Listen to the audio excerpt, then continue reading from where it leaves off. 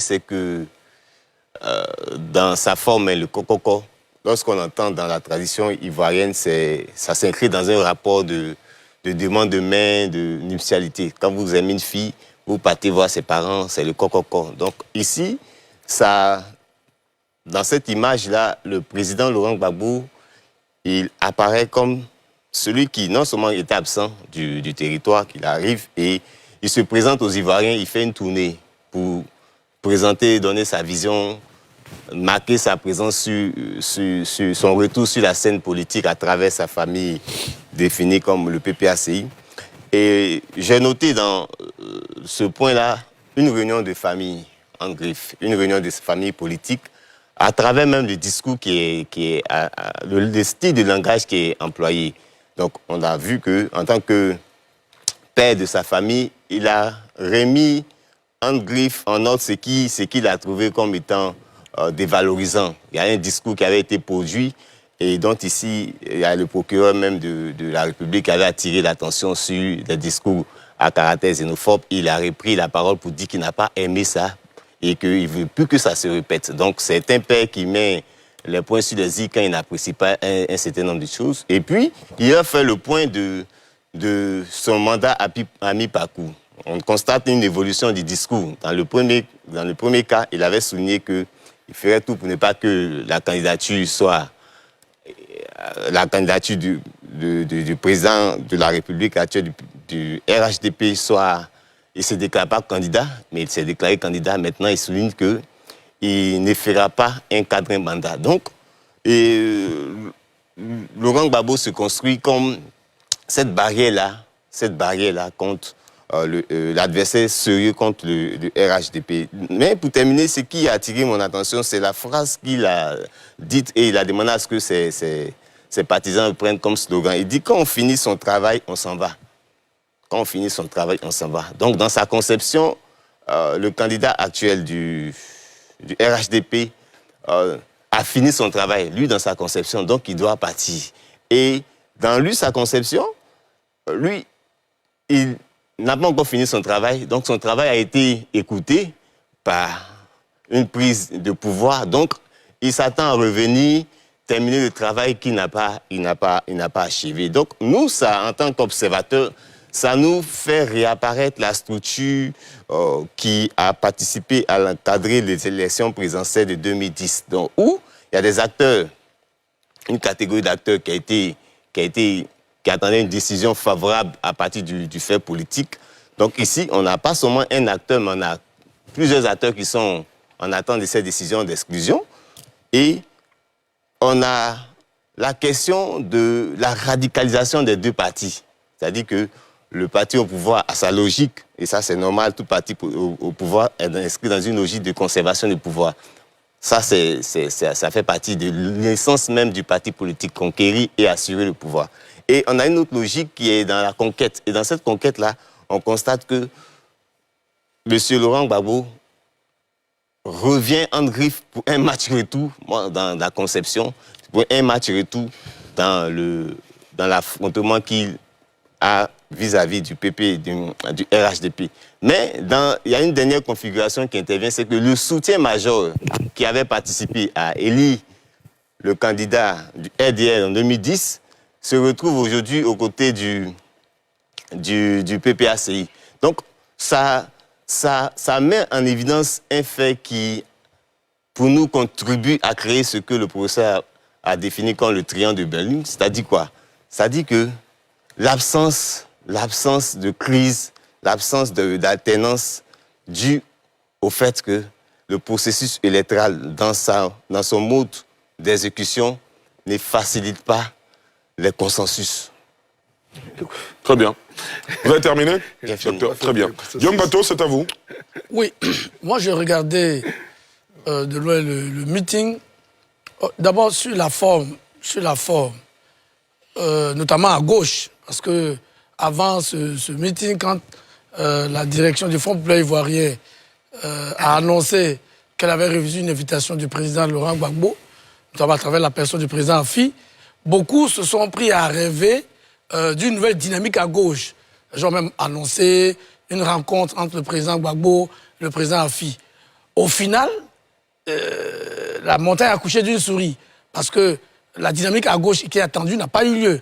Le président Gbagbo n'a même pas pris la peine de serrer la main à son ancien Premier ministre. Guillaume, là, vous faites une fixation sur le président du pays. On demande de décrypter le discours de... Non, je vais venir au discours. Je vais venir au discours. Allez-y, allez-y. J'ai parlé de la forme d'abord. Il faut que... Mais il n'y avait pas que Pascal Affinguesson. Je viens. Je dis, dans la dynamique à gauche, beaucoup ont espéré, avec cette invitation, qu'on aurait, au sortir de ce rassemblement, une nouvelle dynamique unitaire à gauche.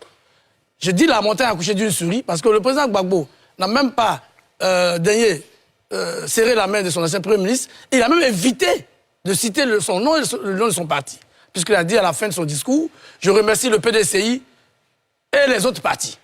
Pour éviter même de citer le Fonds populaire ivoirien et son ancien Premier ministre. Donc, je vois aujourd'hui les débats qu'il y a sur les réseaux sociaux, sur la déception d'un certain nombre de militants qui croyaient naïvement que l'union aurait lieu à Yopougon. C'est raté. Maintenant, sur le discours.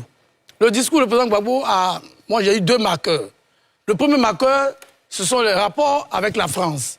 Il dit que le président Ouattara, ses militants lui ont dit à Ebempe en juin d'être candidat. Il a dit qu'il allait réfléchir et il est parti à l'Élysée. Et de là-bas, il est venu dire qu'il est candidat. Et que c'est à l'Élysée qu'il réfléchit. Bon, ça a fait sourire un peu ses militants. Et l'autre marqueur, c'était justement le non au 4e mandat qu'il a martelé plusieurs fois.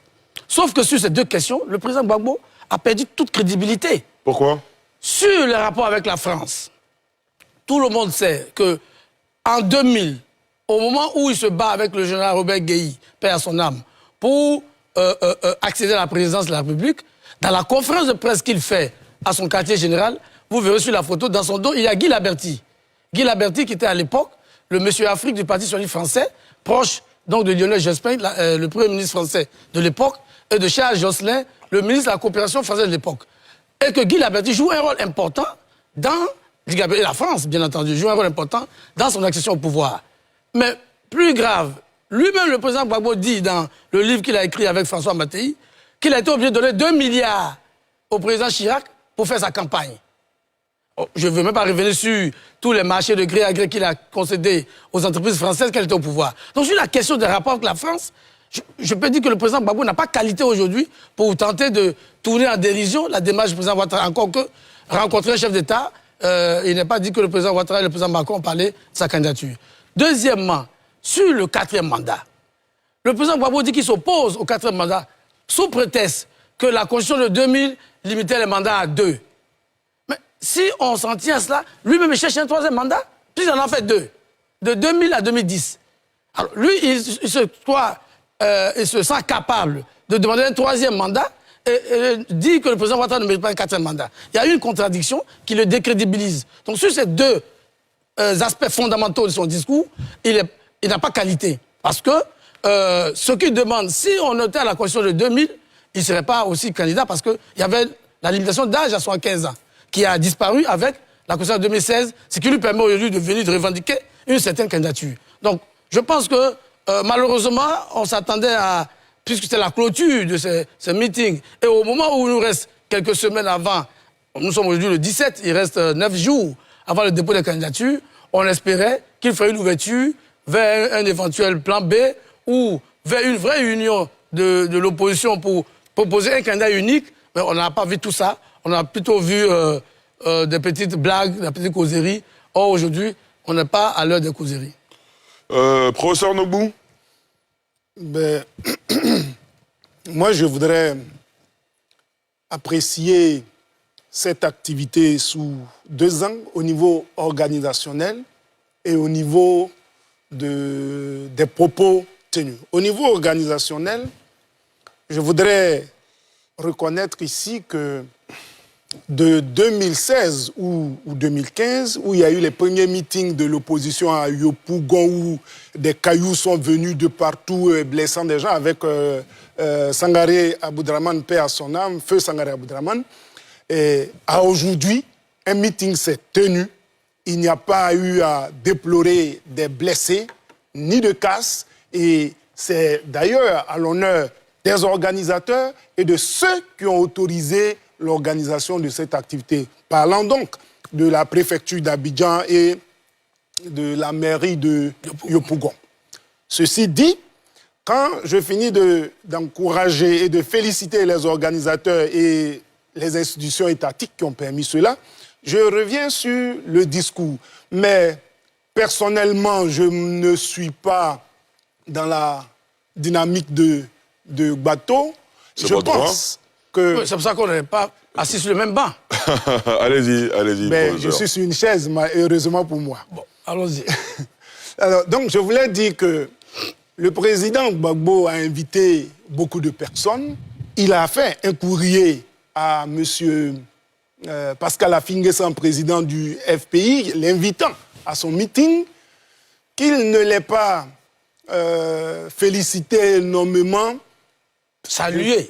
Saluer, je pense que... S'il vous plaît. Je pense que, à mon avis, ce n'est pas un problème. Et les choses vont se mettre... C'est un groupe qui s'est disloqué. Même votre propre femme avec qui vous êtes en palabre du jour au lendemain, vous ne vous parlez pas comme ça.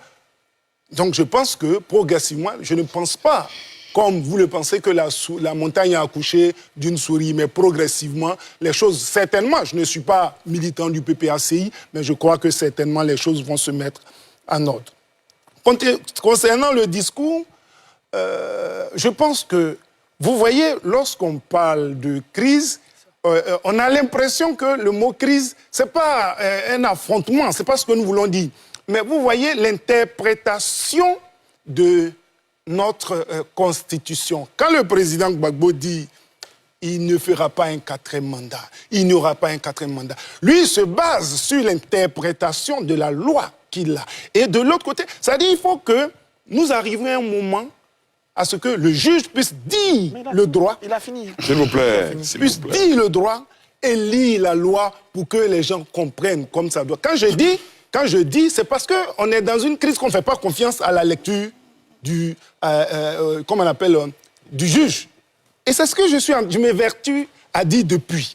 Et donc, l'interprétation de la Constitution et ce que les gens disent, les acteurs politiques eux-mêmes, chaque matin, chacun vient faire son interprétation pendant que le juge dit le droit et chacun en fait une autre interprétation. Fort heureusement, nous sommes en démocratie. Donc, on peut permettre à chacun de dire et de faire son analyse de la chose, sauf qu'il faut que nous arrivions à sortir, et je vais faire rire encore, de ce triangle des Bermudes, parce on n'a pas seulement que ce triangle-là dans ce pays. Très bien. Il faut que nous arrivions à sortir de là. Et que, concernant le principe de ce que le président Laurent Gbagbo ne veuille, disent que c'est de son droit. C'est de son droit de dire qu'il n'y aura pas un 4e mandat. C'est de son droit de dire qu'il sera candidat. Mais nous avons les règles qui nous régissent et en fonction des règles, les choses vont être appréciées et puis organisées. Voilà tout ce que je voudrais dire, mais il faut permettre à chacun de son... Mais je précise que ce qui est heureux pour moi, j'ai vu une belle manifestation sans bagarre, ni entre des personnes pour dire qu'il y a eu des gens qui sont venus, ils ont été blessés. Vraiment, c'est super. La Côte d'Ivoire commence à aller de l'avant. Et je pense que, comme il a dit, le RHDP veut marcher pour soutenir la candidature. C'est qu'on est en train d'apporter de l'eau à leur moulin et qu'il va y avoir plusieurs marches. Je voudrais donc que l'expression de la démocratie puisse s'exprimer et puis que Dieu puisse permettre que toutes choses se passent bien. Voilà ce que je voulais dire. André Couillon. Nous avons pendant plusieurs mois été servis d'un narratif selon lequel la Côte d'Ivoire était un pays tenu par un dictateur et que ce pays-là niait les droits fondamentaux des citoyens pendant plusieurs mois. Mais pendant qu'on tenait ce narratif n'était pas forcément tenu au sein d'un salon ou des plateaux de télévision, c'était à des meetings, de très nombreux meetings. Cela veut dire qu'on dit le contraire de ce que l'on vit. En une semaine, 2 importantes manifestations ont été organisées exprimant l'ordre démocratique en Côte d'Ivoire. Une grande marche, laquelle n'était pas la nouvelle, puisque le PDCI l'a fait sur le Latrille et a fait même des tournées. Et ce dernier meeting tenu le samedi dernier clôture une série de meetings organisés par le PPACI. Comment est-on donc arrivé à dire, à faire croire à des gens que ce pays-là niait les droits fondamentaux des libertés publiques. Comment? Comment c'est possible? Première question. Seconde chose, le contenu de ce meeting, clôturant la série des manifestations du genre dénommées Kokoko, nous permet de dire que l'on a fini avec un processus et l'on s'ouvre vers un autre processus. On a fini avec un processus parce qu'on est désormais en phase avec les siens, d'un point de vue du narratif, d'un point de vue des objectifs, d'un point de vue de la mobilisation. On peut donc passer à autre chose. Sinon, on ne clôture pas. Le but de l'opération Kokoko, c'était de pouvoir porter un message, faire adhérer des personnes à ce message-là, les aligner à l'ordre de combat ou du projet que l'on a en vue de passer à autre chose. Mais quoi donc? Laurent Gbagbo, ou le président Laurent Gbagbo, en s'exprimant devant ses militants et sympathisants, n'a pas manqué de les rappeler à l'ordre. Mais cependant, il va falloir regarder ça de très près, parce que pour moi, c'est très important. C'est vrai qu'il n'y a pas eu de jet de pierre. C'est vrai que le samedi dernier, il y a eu une marche, mais il y a eu de la violence verbale. Il y a eu tellement de violence verbale que leur leader était obligé de les rappeler à l'ordre. Il cite « Je n'ai pas apprécié que vous dites « On va installer Gbagbo, Petit Mossi, rentre chez toi ». Lui-même l'a repris, donc je suis en droit de le reprendre. Et on est en droit de regarder ça de très près. Ces militants, nombreux, ont scandé, chanté cela avec conviction, avec engagement et détermination, comme si c'était un mot d'ordre, une chose dans laquelle ils doivent pouvoir travailler à son exécution. Mais qu'est-ce que cela fait ressortir? Il ne faut pas banaliser ça. Cela fait ressortir, c'est l'idée selon laquelle celui qui gouverne la Côte d'Ivoire n'est pas ivoirien, que c'est un étranger. Et on les traite de petits, donc avec mépris. C'est un groupe de personnes nourries et entretenues à cette idée qui, convaincus, l'ont exprimée, et ce, de manière décomplexée. Parce qu'on leur a servi ça. Parce qu'on les a entretenus avec ça. Aujourd'hui, on veut rattraper ça. Mais comment allez-vous le rattraper? Quand les gens sont intimement convaincus qu'ils sont dépossédés de leurs biens par des personnes qui sont des usurpateurs. Vous dites qu'il n'y a pas de jet de pierre, mais il y a pire que des jets de pierre. La violence, là, elle n'est pas que dans les poings, elle est dans le propos. Et souvent, le propos est beaucoup plus létal que autre chose. Il faut les ramener à l'ordre. Je profite de cette lucarne-là pour dire et appeler tous les leaders de partis politiques, à quelque niveau que ce soit, de pouvoir sensibiliser leurs militants afin que l'on ne dérive pas dans le discours. Deuxième chose, qui pour moi est tout à fait importante, c'est que j'estime pour ma part que lorsque on est dans cette démarche qui consiste à dire aux gens il faut refuser le 4e mandat, mais et le 3e que l'on a adoubé ou que l'on a consenti. Parce qu'on a bien vu le président Laurent Gbagbo se mettre au garde à vous devant le président Alassane Ouattara. Il faut qu'on soit logique. Quand on est allé à l'élection en 2021, à la signature de celui dont vous dites que le mandat est illégal, est-ce que ce n'est pas une reconnaissance de son statut et du pouvoir qui lui revient? Il faut être logique. Quand vous dites que vous voulez dialoguer, mais vous voulez dialoguer avec qui? Mais avec celui qui est au pouvoir. Donc, vous le reconnaissez. Donc, vous reconnaissez le 3e mandat, mais vous ne reconnaissez pas le 4e mandat. Sur la base de quoi, donc? Sur la base de son intime conviction, de son ressenti, ou sur la base du droit? On nous demande que le droit soit dit, mais il y a un seul organe dans notre République, une seule institution, qui a mandat de pouvoir interpréter la loi constitutionnelle. C'est le Conseil constitutionnel. C'est donc on doit pouvoir s'arrêter aux interprétations, aux frustrations des uns des autres, parce qu'on n'a pas dit comme je voulais, mais à ce moment, on ne s'en sortira jamais. Je dis pour ma part que, Terminé. et je termine avec ça, nous avons donc à craindre ce discours-là, xénophobe, qui est porté par les militants et qui est tenté d'être recadré par leur leader. Il faut pouvoir travailler à ça, et ce, à tous les niveaux. Parce qu'ailleurs, tu entendras autre chose qui est tout aussi dangereux. Donc il faut travailler à ça. Parce qu'aujourd'hui, on entend petit Mossi, rentre chez toi. Demain, ça peut être petit Touareg, rentre chez toi. Ou petit Sénégalais, rentre chez toi. Ce n'est pas la Côte d'Ivoire à laquelle on veut adhérer et celle que l'on veut construire. Docteur Derosimi. D'accord. Réaction. Je pense que, d'abord, je veux saluer la ténacité de ces militants. Là. Parce que là, en moins d'une semaine, ils ont fait 2 activités. Ça démontre quand même de la capacité mobilisatrice du parti. Voilà, ça c'est le premier élément. Le second élément, c'est la discipline dont les militants ont fait preuve. Bon, il n'y a pas eu de personnes égorgées, comme il a dit, il n'y a pas eu... Mais aussi, j'ai apprécié le fait que les opposants, ou du moins les militants du parti au pouvoir, il n'y a pas eu de heurts entre eux et les jeunes qui ont pris part à ces manifestations. Alors, Laurent Gbagbo, pour moi, c'est un combattant, et il le démontre, puisqu'il est biaisé dans ses droits. La BCO dit qu'il n'a pas fait de braquage, on dit qu'il a braqué. On prend une amnistie pour des actes et lui, il n'en fait pas partie.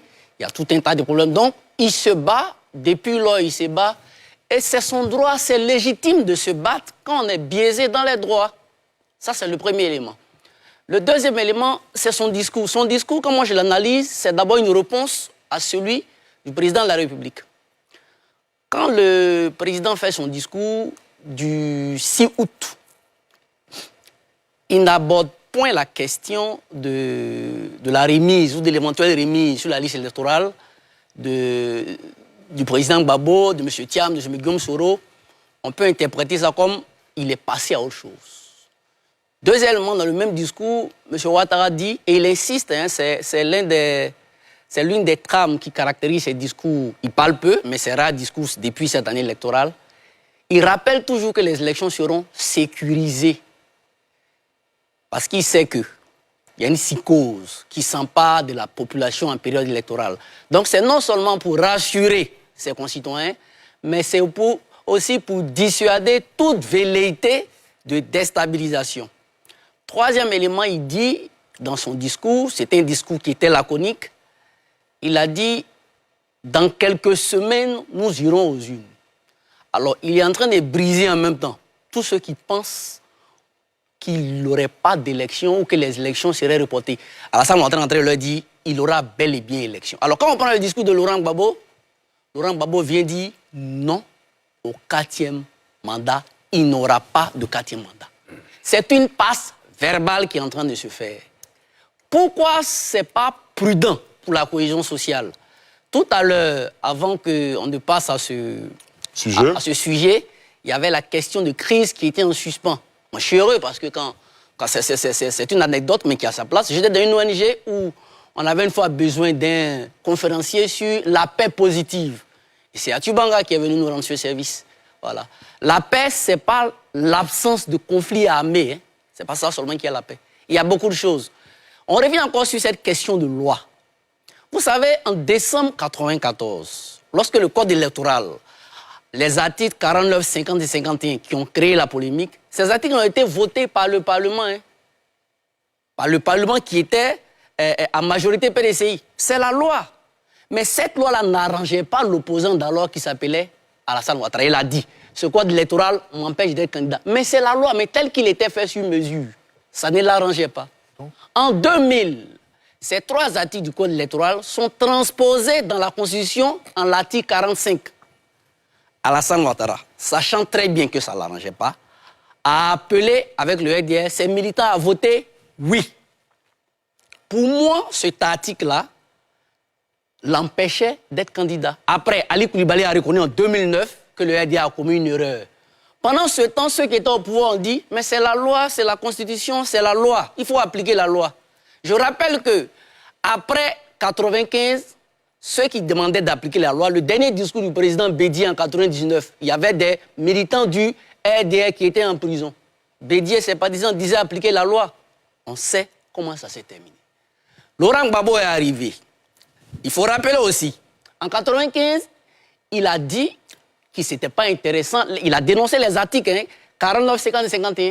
En 1999, en octobre, Laurent Gbagbo a dit qu'il faut laisser tout le monde aller aux élections pour ne pas qu'il y ait de guerre civile. Et dès qu'il y a eu le coup d'État, il a changé de discours pour dire qu'il comprend difficilement que quelqu'un qui a occupé des postes, finalement il a été élu. Quand il a été élu, il y a eu le forum du 22 janvier à Yamoussoukro. Après, c'était tout un pas de course pour que Alassane Ouattara... Mais les gens d'alors disaient que c'était la loi. On sait comment c'est fini. Aujourd'hui, Laurent Gbagbo, Thiam et tous ceux qu'on connaît sont déchus de plusieurs droits. Pour moi, il y a un 4e mandat dont le seul fondement est le Conseil constitutionnel a dit. On est en train de nous dire que c'est la loi. Je pense que cette passe d'armes verbale en période électorale, ce n'est pas rassurant. C'est pourquoi je continue de croire, le dialogue dont vous parliez, je continue de croire qu'il aura une porte ouverte. Parce que quand on est au pouvoir, c'est bien beau. Tout à l'heure, mon grand frère Guillaume disait que tous ceux qui sont au pouvoir, à l'opposition aujourd'hui, ils ont été au pouvoir. Idem, hein, pour ceux qui sont au pouvoir, ils ont été aussi à l'opposition. Donc il serait intéressant de rassembler. Laurent Gbagbo, il est dans ses droits. C'est vrai qu'il y a eu un changement, mais il est biaisé, il est dans ses droits. Moi, je ne mésestime pas l'opposition. Hein. Je ne suis pas pour la prophétie chaotique, mais tout est encore possible. Et ce Laurent Gbagbo, c'est une histoire, il n'a peur de rien, il dit toujours ce qu'il pense. Hier, il avait l'air un peu modéré, mais est-ce qu'on n'est pas en train de pousser l'opposition à bout? Est-ce que ça présage des élections calmes? Parce que quand des gens sentent leur leader exclu, il faut revenir sur le mot, l'exclusion, c'est quand on crée des artifices juridiques pour écarter des candidats, parce qu'on veut nous donner des définitions des exclusions pour dire quand c'est l'exclusion, c'est un autre camp, c'est pas d'autre camp. Alors, à ce niveau-là, il serait intéressant de niveler les positions. C'est pourquoi je pense que ça peut être utopique. Si une mesure est trouvée aujourd'hui, que Laurent Gbagbo est sur la liste avec Thiam, la Côte d'Ivoire ne perd rien. Pourtant, si ce n'est pas fait, ça peut continuer d'entretenir des frustrations. Bien vrai que certains continuent de dire c'est la loi. Revenons maintenant à Laurent Gbagbo même, en tant que politicien. Bon, vous avez une minute, ça fait un moment que vous avez la parole, vous avez une minute, allez-y. Voilà, oui, je termine. Il a dit que le président Ouattara n'allait pas être candidat. Depuis Pobo, il a annoncé. Le président Ouattara a annoncé sa candidature. Bon, on a comme l'impression qu'aujourd'hui, c'est la même chose qu'il vient dire. Ça semble, hein, ça peut ressembler à de l'impuissance. Mais en même temps, il y a un élément qui, pour moi, est important. Là, je ne partage pas l'avis de Guillaume. Pour moi, le fait que Laurent Gbagbo ait adressé un courrier à M. Afi qu'on considérait comme l'enveloppe vide, pour moi, ça présage, ça peut présager d'une éventuelle ou d'un éventuel rassemblement de la gauche, parce qu'aucun parti ne peut gagner une élection seul aujourd'hui en Côte d'Ivoire. Laurent Gbagbo pourrait saisir cette opportunité, même s'il est biaisé dans ses droits, on ne sait jamais, il continue de lutter, mais continuer de rassembler toute cette gauche-là, et je pense qu'il a donné le temps. Et pourquoi pas avec le PDCI, aujourd'hui, la chance que l'opposition a, c'est que tous ceux qui se sont mis en alliance avec le président Ouattara et le RDR s'en sont sortis quasiment frustrés. Et on le voit, hein, tous les militants du RDR, à chaque fois ils sont sur les plateaux, ils ne font que faire la cour au PDCI. Si le PDCI, le PPACI, GPS, tous ces partis-là, malgré tous ces obstacles qu'on est en train de leur poser, s'allient et décident de faire bloc, je pense qu'ils peuvent disposer de beaucoup de chances pour faire basculer les choses pendant une élection. Très bien. Professeur Nobou, vous avez déjà... Pourquoi vous ne voulez pas me laisser faire mon travail, s'il vous plaît? Professeur Nobou, vous allez intervenir tout à l'heure. Je termine la boucle. Et puis je reviens à vous, je vous donne un autre tour de table. Professeur Banga, c'est à vous. Moi, déjà, je vais rappeler là, d'hier, c'est comme ça qu'on s'appelle depuis 2003, que c'est bien de m'avoir invité pour parler de la paix positive. La paix positive, j'ai commencé à en parler sur ce plateau déjà. Et merci pour la radio. Mais la paix positive, elle se construit. Elle se construit sur un minimum commun, un socle commun. Et le socle commun dans une république, c'est la loi. Quand vous venez sur un plateau, pour être un pourfendeur de la loi, vous êtes dangereux pour la paix positive. Parce que la loi, c'est quoi? C'est l'émanation de ce qu'on a voulu à un certain moment. Après, oui, elle peut avoir ses faiblesses. Elle peut changer, bien sûr. Mais venir faire un réquisitoire contre la loi pour un intellectuel, c'est quelque chose de dangereux. c'est appeler les Ivoiriens à haïr leurs lois. Et ça, c'est méchant. Et ça, on ne peut pas le tolérer. La dernière chose, vous dites que les droits de Laurent Gbagbo sont biaisés. Toi et moi, nous sommes historiens. On appuie toujours ce qu'on fait sur des notes de référence. Je suis bien curieux de voir la note de référence que vous prenez.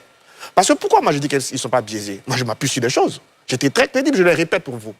Première chose, même si vous méprisez la loi et la justice ivoirienne, elle a pris une décision. Mais ce n'est pas grave, je suis d'accord avec vous. Certains Ivoiriens à justice, comme partout dans le monde, certains peuvent penser que la justice ne sont pas bien. Le PPAC lui-même a saisi la justice africaine. Vous avez lu la décision de la Cour africaine des droits de l'homme et des peuples? Je vous la rappelle au cas où vous ne l'avez pas lu. Elle a dit qu'aucun des droits de Laurent Gbagbo n'était bafoué. Donc vous méprisez à la fois la justice ivoirienne et vous méprisez la justice africaine en venant dire sur ce plateau que les droits de Laurent Gbagbo sont biaisés. Mais à quel moment dans la vie on s'arrête et on se dit j'ai plus raison? Parce qu'on ne peut pas avoir raison sur la justice ivoirienne, avoir raison sur la justice africaine. Au bout de mots, vous en tant qu'intellectuel, vous devez rappeler au PPAC que c'est un parti des peuples africains. Et quand on est parti des peuples africains, on respecte les institutions africaines, à défaut de respecter les institutions locales. Vous ne le faites pas et c'est dangereux. Donc ça, c'est des choses qui ne sont pas justes à dire sur un plateau. Parce que la paix positive, elle se construit sur une culture démocratique. Et la base de la culture démocratique, c'est de respecter la loi. Quand on n'est pas d'accord avec une loi, comme dans toute démocratie, on a des moyens légaux pour contester cela, parmi lesquels des marches, parmi lesquels proposer des lois. Donc, au lieu de chaque fois, vous n'avez jamais demandé aux partis d'opposition de proposer des lois. Ça, je l'ai dit maintenant avant de revenir sur le meeting en soi. J'ai bien écouté Dr Kamenan, très collé à ses cours de sociologie politique, mais en réalité, Laurent Gbagbo avait déjà défini le coco avant de commencer. Il a dit deux choses. Un, il sera sur la liste. Hein? Deux, il va donner un mot d'ordre. Donc, il y a eu des séries de coco. Est-ce que ces objectifs ont été atteints? Non. Parce qu'à un moment où nous parlons, il n'est pas encore sur la liste. Et hier, ces militants n'ont pas entendu de mot d'ordre. Donc, en réalité, ça n'a pas marché. Tout ce que vous avez fait pour expliquer, c'est beau, mais il a dit que le roman, c'est qu'il attendait de cela. Et ça n'a pas marché. Vous n'avez pas eu d'évolution du discours, non, c'est l'évolution de l'échec. Il a dit que Ouattara ne sera pas candidat, il l'est. Donc, c'est échoué. Ça, il ne faut pas dire sur le discours. C'est l'échec de son discours. Voilà. Et donc, il change aujourd'hui. Est-ce qu'il réussira? On verra. Mais je vais revenir maintenant sur le fond de ce truc. Landry a condamné les propos xénophobes. Oui, je comprends, mais ces propos xénophobes ne tombent pas du ciel. Laurent Gbagbo lui-même avait dit quelque chose. Je suis chez moi, quelqu'un vient, il m'empêche d'être candidat et il va être président. Quand tu dis que tu es chez toi, tu veux dire que l'autre n'est pas chez lui. Non, il ne faut pas être surpris. En fait, cette façon de s'aimer le vent et de s'étonner de récolter la tempête mes cœurs. Il a sémé le vent. Il a dit qu'il était chez lui et quelqu'un est venu prendre sa place et il l'empêche d'être candidat. Il parle du président de la République.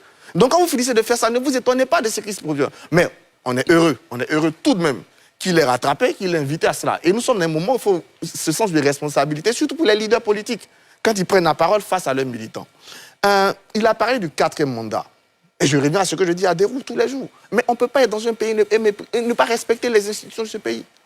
Les interprétations, on est fatigué de le dire, mais on va le redire. Les interprétations de la loi, c'est normal. C'est de la démocratie.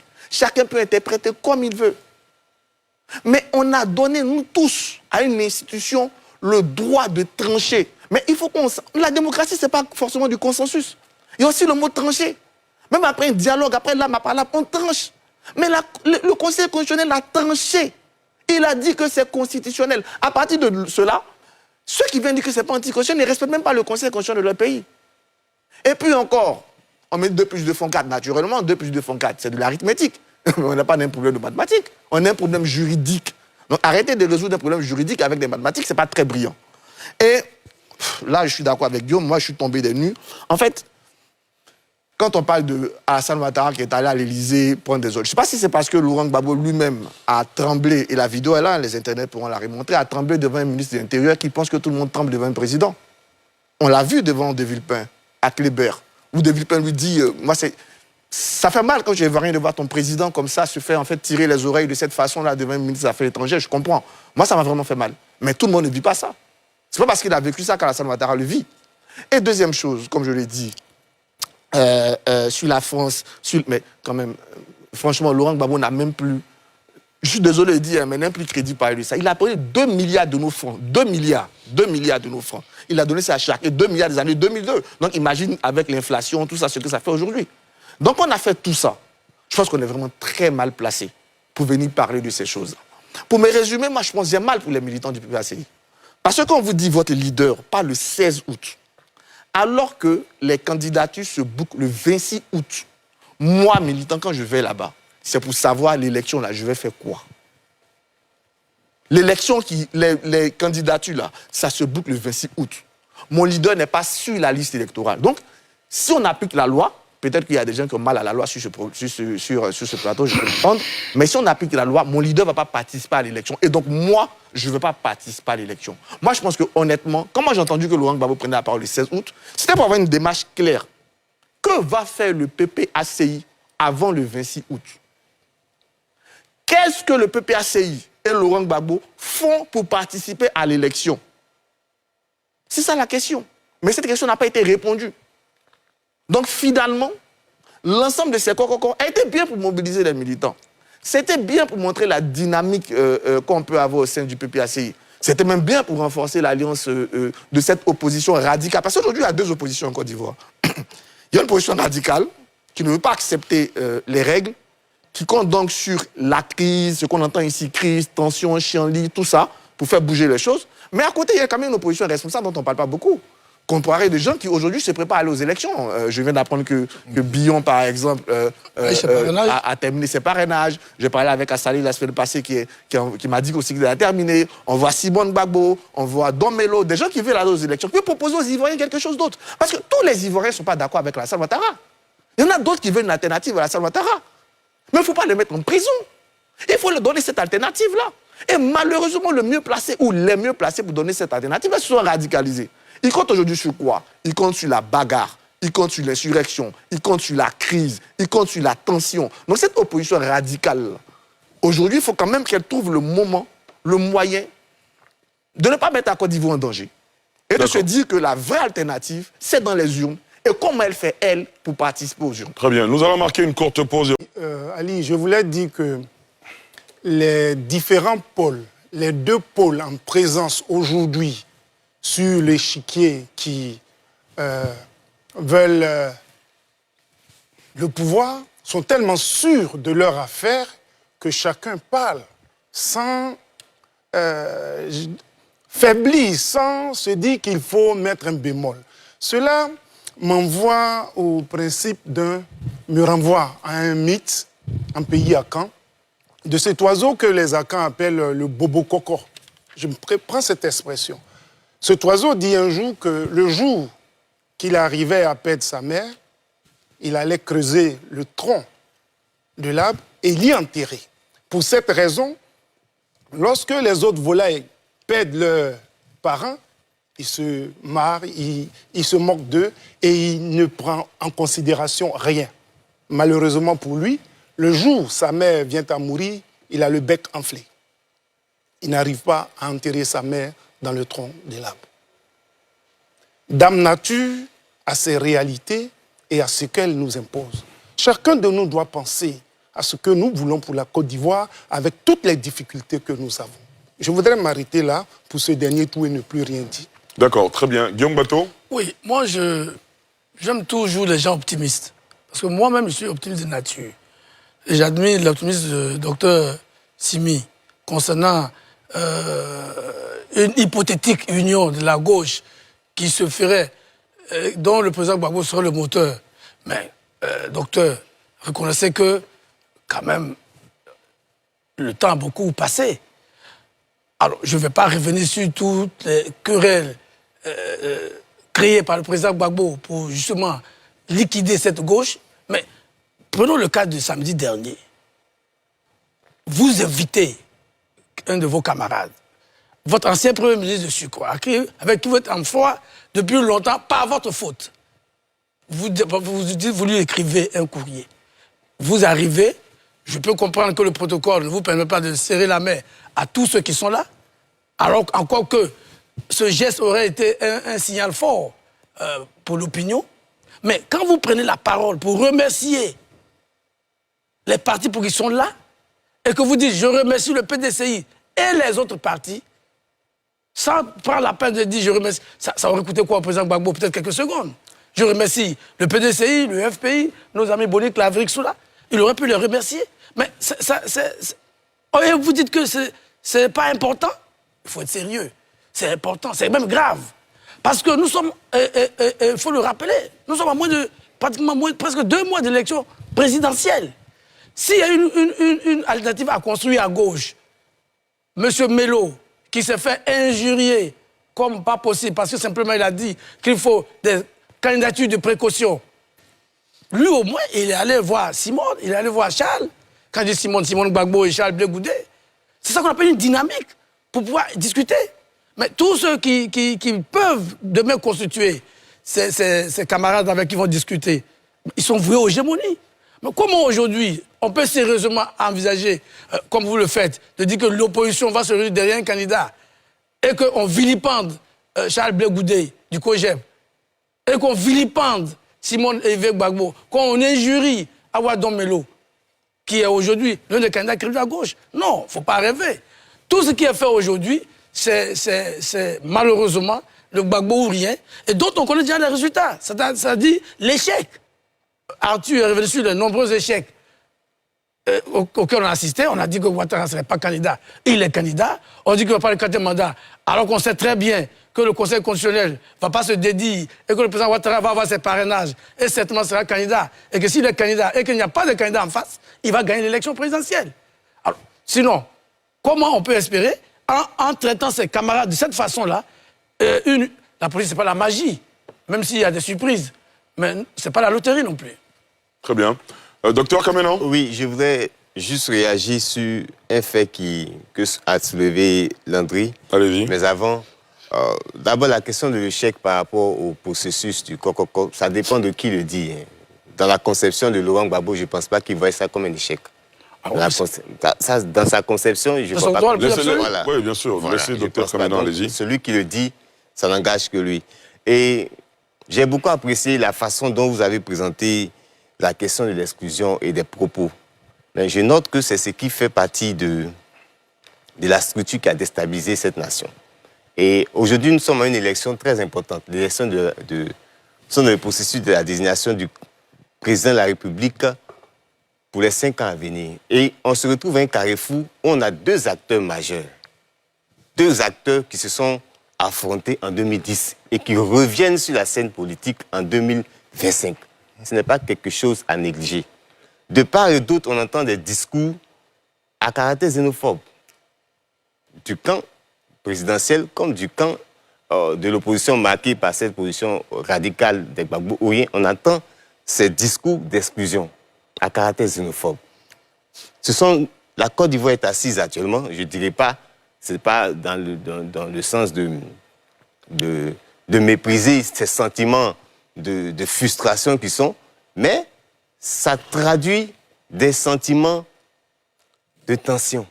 C'est quelque chose qu'il ne faut pas occulter.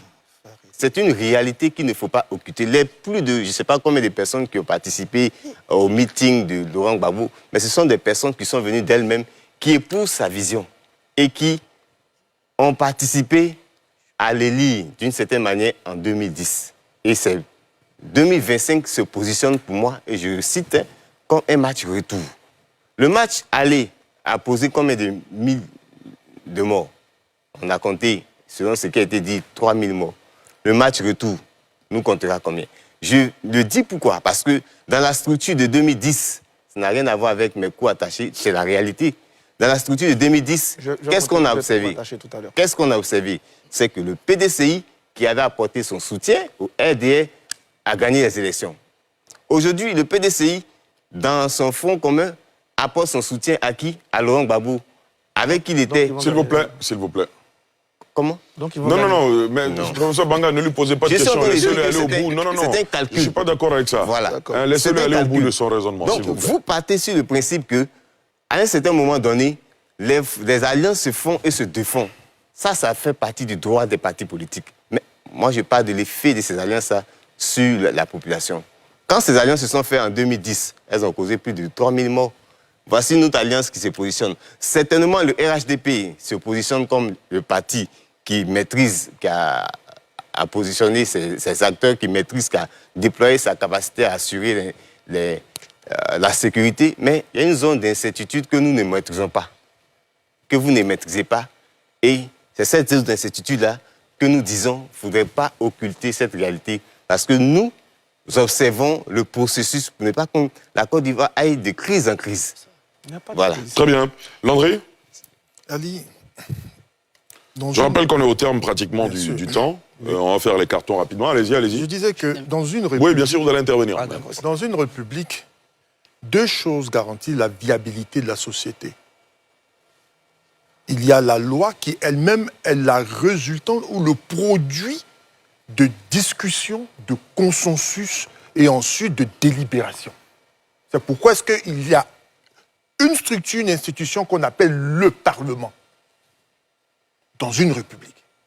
Et ensuite, il y a l'élégance des acteurs de la vie politique au respect ou à l'observance de la loi. Je n'ai pas de l'élégance. Élégance parce qu'on n'est pas forcément d'accord. Sauf que, ayant conscience et connaissance que cette loi-là, à un moment donné de l'histoire de cette société, est le produit de la volonté populaire, de la majorité du moment, j'ai l'élégance.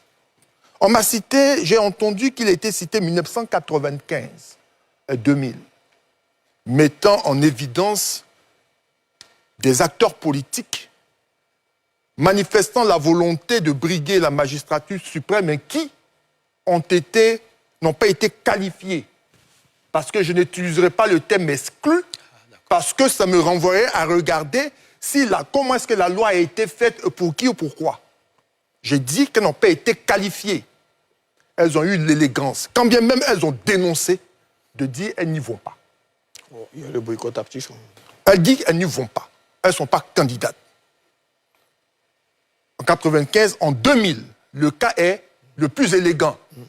Henri Konan Bédié et Alassane Ouattara ne disent pas on nous a éliminés, on a été exclus, forcés nous serons candidats, si on n'est pas candidat, il n'y aura pas d'élection.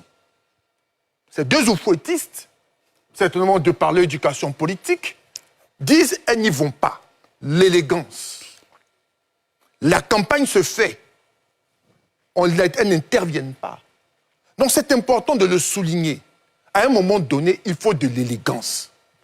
Je ne dis pas que ce n'est pas le droit de quelqu'un d'avoir une candidature de protestation. Je dis qu'à un niveau de responsabilité, surtout lorsqu'on a gouverné un pays, et lorsqu'au cours de l'exercice du pouvoir d'État, à l'entrée comme à la sortie, d'abord à l'entrée c'était calamiteux, et à la sortie c'était catastrophique. Lorsqu'on a dans son histoire, ou dans l'histoire du pays qu'on a eu à diriger, cette histoire est marquée par votre gouvernance qui a été si dure, si difficile, il faut avoir l'élégance de se mettre au-dessus. Et se mettre au-dessus peut nous emmener à dire « je ne suis pas qualifié, je conteste, je proteste ».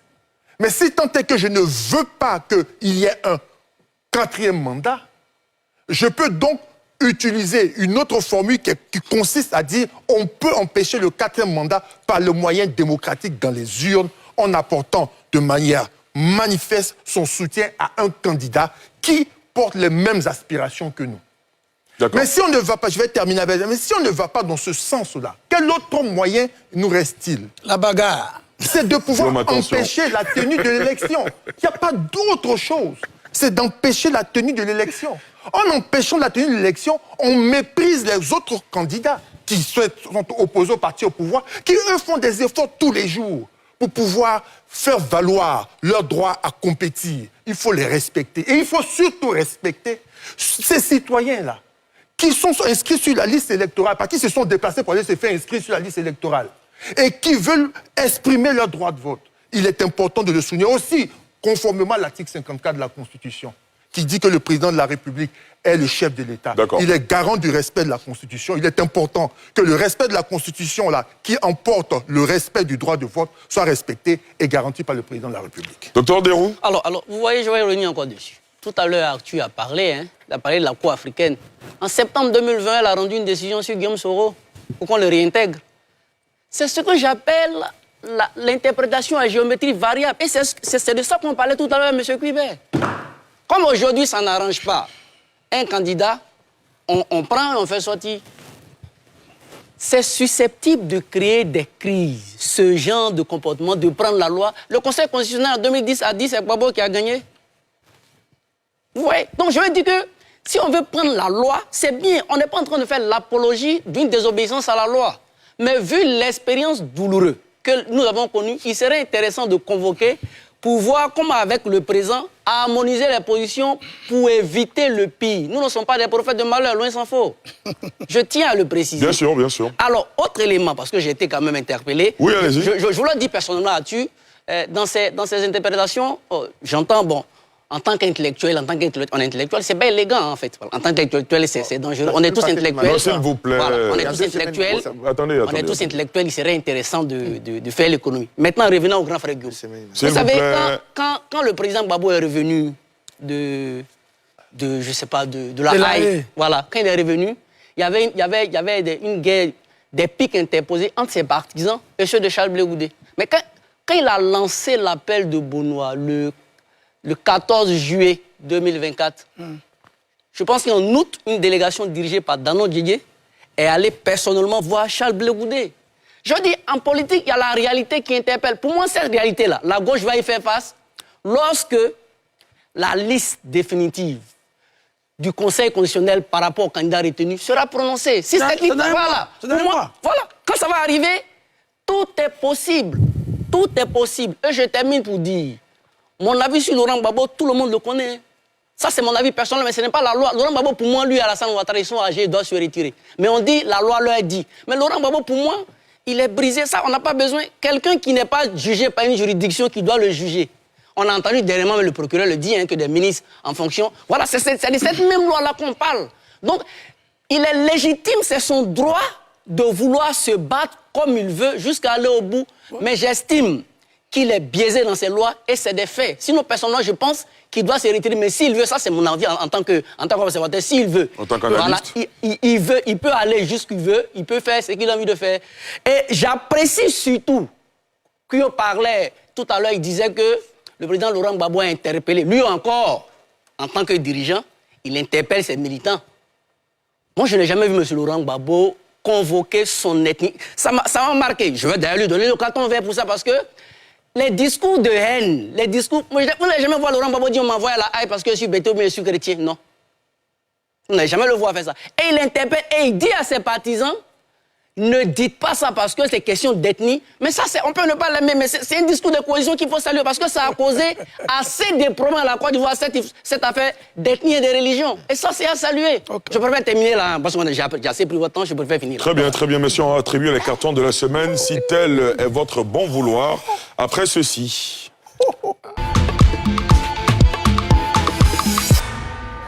Mais s'il vous plaît. Alors, les cartons de la semaine, messieurs. On va commencer avec vous, Guillaume Bato. Vous semblez très chaud à l'idée d'attribuer un carton. Oh non, pas de main, juste au carton vert, donc au comité d'organisation du concerto d'indépendance de Danané.